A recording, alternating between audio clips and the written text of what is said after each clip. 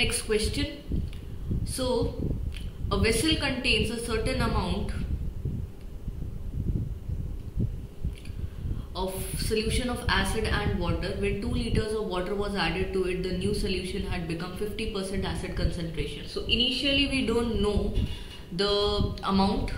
Okay, so let's assume, we'll solve it through pure alligation method. Okay, so let's say I have X liter of this solution which has a mixture of acid and water.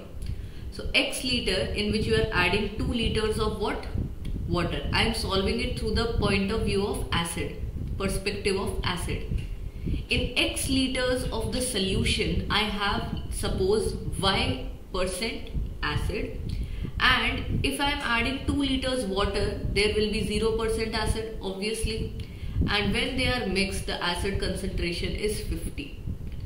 Now let's apply alligation. This becomes 50. If I have subtracted this from 50, here I am subtracting it from y minus 50. So let's make the ratio 50 upon y minus 50 is equals to x by 2. Okay, let's solve it. Let's not solve it. Let's keep it as it is. Okay, moving forward. When 15 liters of acid was further added to this new solution. So now the new solution is what? X plus 2 liters, right? Initially I had X liters and I added 2 liters of water. So now my solution is what? X plus 2 liters, and I am adding 15 liters of acid to it. Now in this solution, I know the percentage of acid is what? Concentration of acid is 50%. And if I am adding 15 liters of acid, the concentration of acid in 15 liters of acid will be 100%. The new final solution has 80% of acid. Again, alligation. Here I am gonna get 20, here it is 30.